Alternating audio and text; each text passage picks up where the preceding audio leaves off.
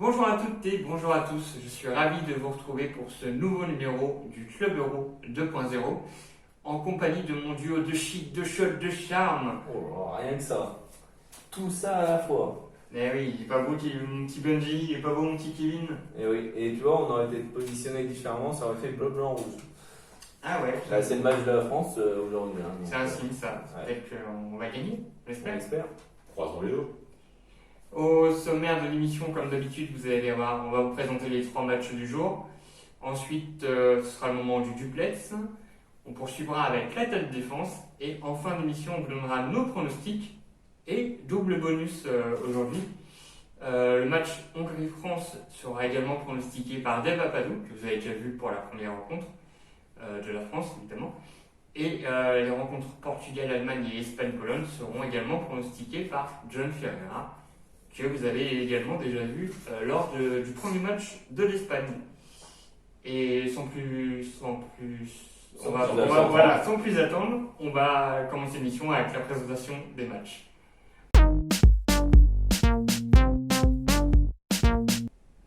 Et donc, exceptionnellement, c'est moi qui vais débuter cette présentation avec la rencontre Espagne-Pologne. Ils se sont affrontés en duel déjà 10 fois. Il y a eu 8 victoires pour l'Espagne, 1 pour la Pologne, et il reste donc un match nul. Merci. Voilà. Lors de la première rencontre, l'Espagne n'a pas réussi à percer les filets du Laurent Olsen, épaulé par une défense intraitable. Donc 0-0 à la fin du match. Face à la Suède, évidemment. Oui. Je ne sais pas si tout le monde connaît ce gardien, donc je préfère préciser. Concernant la Pologne, c'est pire. Elle a perdu son premier match 2-1 face à la Slovaquie. C'était quand même une surprise. Robert Lewandowski était absent, alors qu'il était quand même sur le terrain. Et ils ont pris un carton rouge. Enfin, c'est Krikoviak, j'espère que je le prononce bien, qui a pris un carton rouge lors de cette rencontre. Et pour clôturer le tout, ils sont en dernière position dans leur groupe. Donc, bon courage. Souhaite le meilleur pour la Pologne. Peut-être qu'ils vont essayer de se rattraper face à l'Espagne aujourd'hui, mais ça risque d'être compliqué, quoi. Et je vais donc passer la parole à mon compatriote Benji. Oui, je vais vous parler de Portugal-Allemagne. Donc, ils se sont affrontés à 3 reprises avec 3 victoires pour l'Allemagne. Donc, comme ça, voilà. Au classement FIFA, le Portugal est 5e, l'Allemagne est 12e. Donc, ça va être un match intéressant parce que ça va être une sorte de petite finale, quoi, parce que c'est deux clubs importants. Malgré tout, donc, le Portugal s'est déjà imposé lors de son premier match difficilement quand même. Ça s'est un peu réveillé dès la 80e minute. Donc ils ont gagné 3-0 avec un but de Guerreiro et 2 buts de Ronaldo, dont un penalty. Je parlais de Ronaldo là. Il est désormais le meilleur buteur de l'Euro, de l'histoire de l'Euro quand même. Donc c'est quand même pas mal. L'Allemagne s'est inclinée, on s'en souvient, du coup, face à nous, la France, l'équipe de France qui avait une équipe solide, efficace, très collective, avec un but contre son camp de Hummels. Le Portugal doit confirmer et l'Allemagne doit s'imposer. Donc voilà, sur ce match, c'est tout ce que j'ai à dire. Ça va être peut-être aussi un duel de gardiens entre d'un côté Neuer pour l'Allemagne et Rui Patricio pour le Portugal, et puis Müller, Ronaldo. Donc on verra ce que ça va donner. Et donc, Kevin, ton match? C'est match Hongrie-France. Waouh! Quel budget pour les impôts. Ah oui. Magnifique. Donc ces deux équipes se sont affrontées à 22 reprises, avec 8 victoires de la France, 12 pour la Hongrie et 2 matchs nuls. Pardon, je te coupe 2 secondes, ils ont gagné plus de fois que nous. Et oui. Ok, pardon, je te laisse Mais reprendre. j'enchaîne sur ce que tu viens de dire. Par contre, la France reste sur 7 victoires d'affilée. Ah oui. Ah ouais, donc les victoires où ils ont gagné, ça date d'un petit moment, quoi. Voilà. Ok. Et à savoir que la Hongrie a gagné par un gros score le 12 juin 1927 sur le score de 13 buts à 1. Ah ouais. C'était hier, quoi. Donc à ceci, je vais vous dire, je vous parle d'un temps que les moins de 90 ans ne peuvent pas connaître. Pas mal. Merci. Bonne blague, bonne référence. Après, par rapport au match, la France a fait une bonne entrée dans l'Euro. C'était un match très fort défensivement, tout était bien pour moi. Bon, ça a pêché un peu en attaque, mais C'est ça, on attend toujours un peu l'attaque. voilà, c'est le trio d'enfer, quoi. Mais moi, je reste confiant quand même face à la Hongrie. La Hongrie, ils ont quand même posé problème au Portugal, il ne faut pas l'oublier. Alors, il ne faut pas sous-estimer la Hongrie. Mais je pense quand même que la France va gagner ce match. On verra bien. Et pour mon score, je vous le dirai sur le pronostic. Merci Kevin pour cette présentation et cette transition. Allez, la France. C'est assez facile. Donc les pronostics, il vient de vous le dire, vous les retrouverez en fin d'émission, en sachant que vous aurez aussi le pronostic de nos deux invités dont on vous a parlé en début d'émission. Et on va pouvoir enchaîner avec le duplex.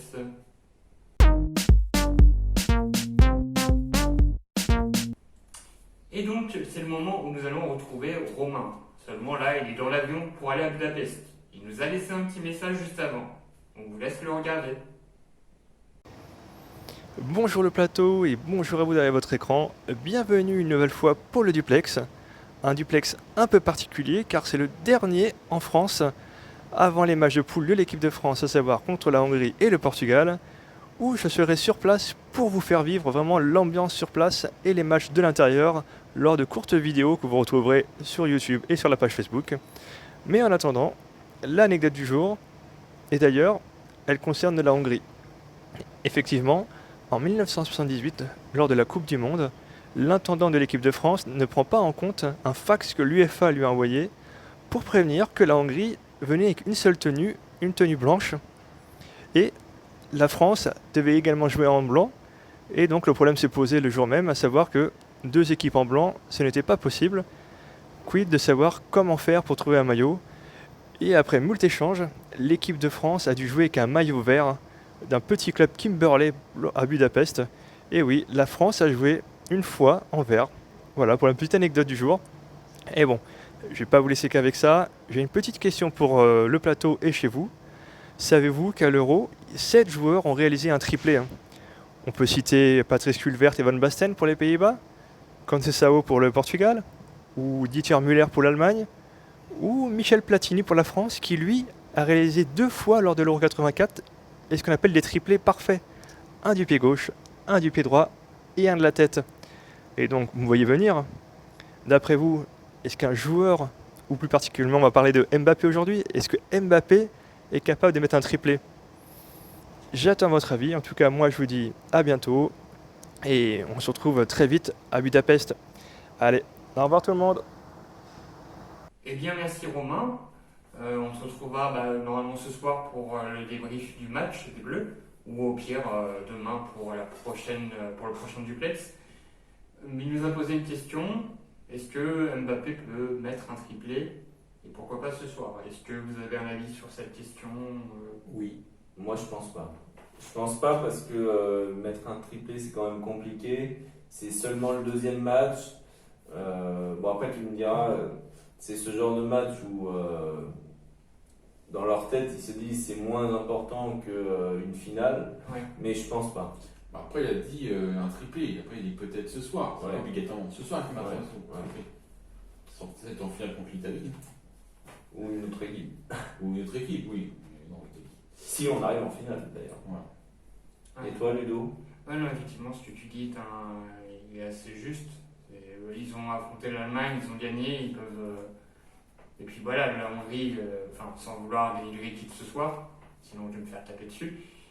Voilà, la Hongrie est un plus petit pays entre guillemets au niveau football que l'Allemagne, donc peut-être qu'il y aura sans doute plus la place pour un triplé dans ce match-là que dans le match qu'on a vu, c'était mardi, si les souvenirs sont bons. Correct. Donc, oui, Mbappé il peut mettre un triplé. Après, dans quel match, là, j'ai pas le boule de cristal pour vous dire. Et vous en pensez quoi? Est-ce qu'on pourrait avoir un triplé de Mbappé ce soir ou un autre? Donnez-nous vos avis à nos questions, donnez-nous vos pronostics, réagissez sur nos réseaux sociaux, Facebook, Instagram et YouTube. En parlant de YouTube, non, ça n'a rien à voir en fait. On va enchaîner avec la tête défense. Oui.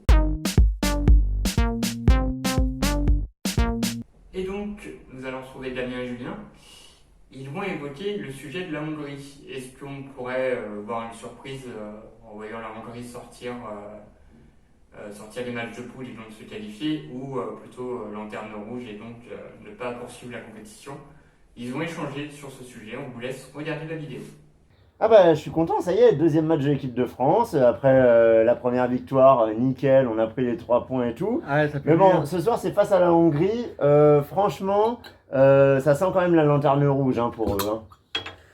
Euh, non, franchement, voilà, on va pas tirer sur l'ambulance. Les Hongrois, lanterne rouge, je trouve qu'ils peuvent quand même apporter un peu de surprise. Alors c'est vrai qu'ils ont joué contre le Portugal et ils ont pris 3-0, c'est vrai.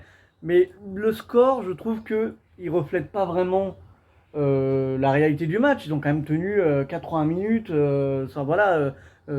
sans encaisser de but, en tout cas en n'étant pas ridicule. Non, c'est vrai. Mais bon, après, ça reste la Hongrie, quoi. Je m'attends pas non plus à un match de fou de leur part, quoi. La dernière fois, effectivement, ils ont tenu, mais finalement, ils ont quand même craqué. Et 3-0, c'est lourd, quoi. Oui, c'est sûr. Mais bon, après, je pense qu'il y a d'autres nations qui peuvent être considérées comme lanterne rouge, si on va par là. Tu vois, on peut penser à la Finlande, je sais pas moi, d'autres tu vois, des toutes petites La Macédoine nations. du Nord aussi. Oui, voilà, exactement, Macédoine du Nord, Ouais, bien sûr. Mais bon, voilà, moi, effectivement, ce que je veux dire, c'est lanterne rouge dans le sens où, comme ils vont affronter la France, la France, l'Allemagne, le Portugal, moi, je me dis, les pauvres, ils vont se faire écraser 3 fois. Écoute, on verra bien ce soir ce que ça va donner. Ah, bon, je l'avoue, personnellement, j'aimerais bien pas qu'on les écrase, je vais pas être méchant avec eux, mais qu'on les batte facilement. En plus, avec la manière, ce serait top. Mais bon, cela étant dit, au contraire, je trouve que ce serait bien s'ils mettent un peu les Français en difficulté, parce que ça voudrait dire qu'ils ne doivent pas s'endormir, notamment face au Portugal, le troisième Oui, match. c'est vrai. Et puis, bon, la différence de but comptera aussi peut-être pour la France. Donc, bon, voilà. Essayons de faire un match sérieux. En attendant, moi, en tant que grand amateur de Cristiano Ronaldo, je ne bois pas de coca, désolé. Ouais, c'est ça. Et puis moi, désolé Paul Pogba, mais la bière, je peux pas y résister. Bon, sinon, allez les Bleus et puis les Hongrois, faites ce que vous pouvez. Ah oui, on y croit tous. Merci Damien, merci Julien, on vous retrouve demain. Surprise ou lanterne rouge pour la Hongrie, t'en penses quoi, Kevin? Pour moi, ça serait une surprise qu'elle ne termine pas lanterne rouge. Oh, c'est beau. Je sais pas si vous avez compris, moi j'ai compris. J'en dirai pas plus. Moi, je pense qu'ils vont finir lanterne rouge, dernier, parce qu'on va pas se mentir, il y a France, Allemagne, Portugal, peut-être pas dans cet ordre-là, mais je vois pas la Hongrie finir troisième. Et voilà. Donc tu es d'accord avec moi?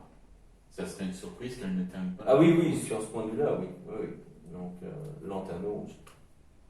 Oui, on est tous les trois d'accord, effectivement. Si elle va arriver à prendre la place d'une des 3 équipes, et encore, c'est les 4 meilleurs troisièmes, c'est ça? Ouais.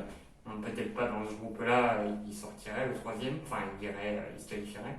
Et oui, effectivement, si la Hongrie prenait la place d'une des 3 autres équipes, ce serait quand même assez surprenant. Donc ça serait une surprise qu'elle ne termine pas lanterne rouge. Voilà, pour reprendre ta belle phrase. Voilà. Eh bien, merci à vous deux. Il n'y a pas de souci quand on peut être utile. Mais vous l'êtes toujours. C'est gentil. Les gens comptent sur vous tous les jours pour qu'on leur parle des rencontres.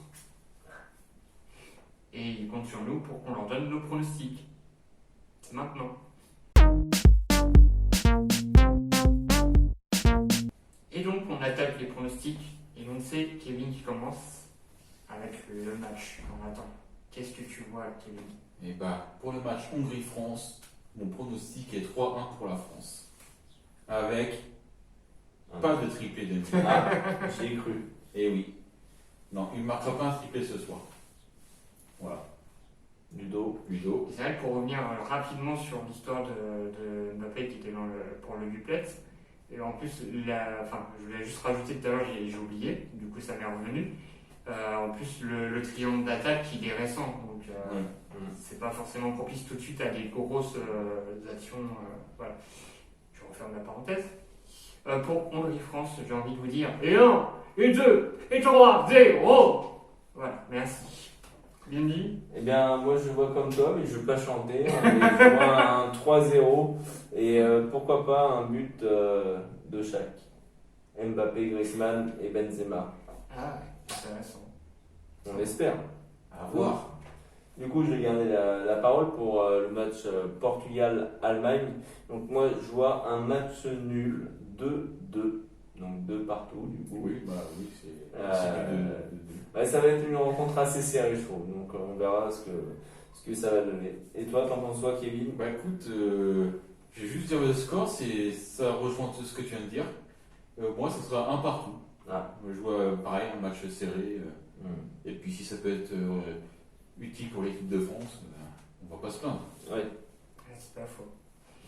Là, on est tous les trois d'accord une fois de plus. Ça sent le gros match, mais pas forcément avec beaucoup de buts, parce que ils vont se neutraliser entre guillemets. Et comme Kevin, je vois un partout pour cette rencontre. Et je garde la main pour la dernière rencontre de cette journée, qui sera à suivre uniquement sur Beansport. Espagne-Pologne. Pour moi, je vois une victoire. Pardon. Je vois une victoire de l'Espagne 2-1, mais tout de même une victoire compliquée. Ça va pas être simple pour l'Espagne. Certains diront que je vais te copier, mais moi je répondrai que je vais te copier quand même, mais qu'on ne s'est pas consulté avant. Je vois une victoire 2-1 de l'Espagne face à la Pologne. Et enfin pour conclure, Ludo. Kevin, Kevin, pas de soucis. Moi je vois un match nul, un partout. Ah. Ouais, c'est crédible aussi. Bon, 2-2, Espagne-Suède. Bon, il y a eu 0-0, mais il était sur le bon résultat. Le bon type de résultat. Donc, un partout face à la Pologne.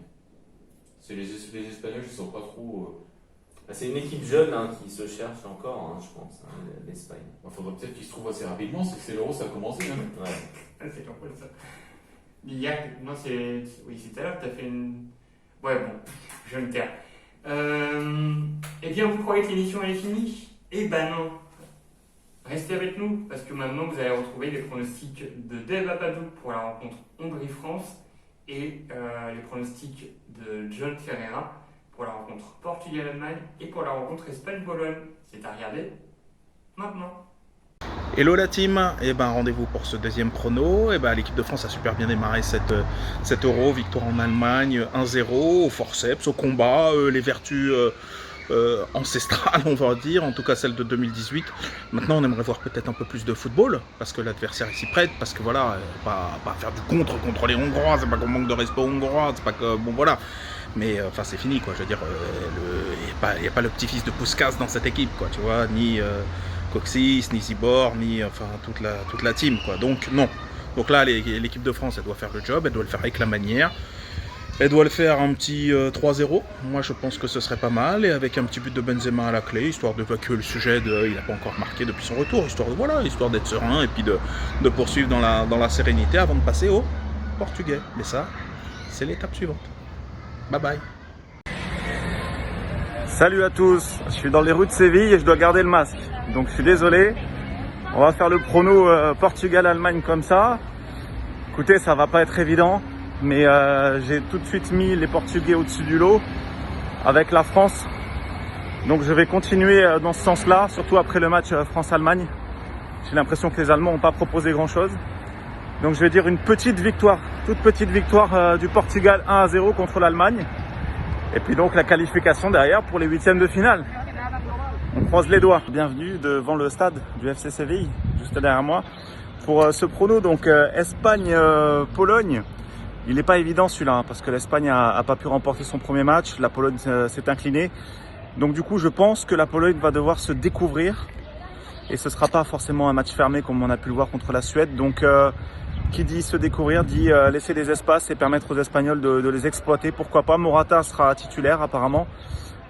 Du coup, encore une fois en attaque, et il va devoir se racheter. Donc je dirais, allez, victoire 2-1 de l'Espagne. À bientôt. Et bien merci à Deva Badou et à John Ferreira pour leurs pronostics. Merci à vous, c'est très sympa. Sympa. Tout à fait. Et on les retrouvera avec grand plaisir pour le troisième match de ces trois équipes, hein, la France, le Portugal et l'Espagne. Donc dans quelques jours, je crois que c'est le 23, si mes souvenirs sont bons. Correct. Oh là, j'ai de mémoire. Ceux qui me connaissent diront que c'est pas possible. On a fait le tour de l'émission, je crois. N'hésitez pas à faire comme nous, comme nos invités. Mettez vos pronostics en commentaire dans la vidéo sur nos réseaux sociaux, Facebook, Instagram, YouTube. N'hésitez pas. On vous rappelle qu'il y aura un petit cadeau, voire même peut-être plusieurs, on ne sait pas. Non. Je peux donner un indice? Ouais, fais-toi plaisir. Ce magnifique drapeau recueilli au Stade de France lors de Biélorussie-France. Merci. Ok.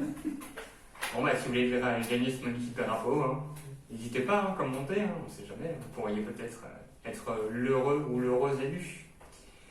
Avant de conclure, je vous rappelle donc les rencontres d'aujourd'hui, même si vous les connaissez bien.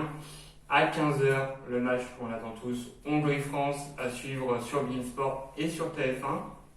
À 18h, Portugal-Allemagne, pareil, une rencontre qui va être sympa aussi, sur beIN Sport et sur M6. Et enfin à 21h, Espagne-Pologne, uniquement sur beIN Sport. En fait, les trois matchs là, c'est quand même des belles affiches qu'on vous propose. Ça peut être 3 finales. Hein. Ouais, tout à fait. Et ben, j'ai envie de dire, allez les Bleus, bonne journée à vous, on croise les doigts et puis on vous retrouve demain, même lieu, même heure. Allez, Oh, la France! Allez la France!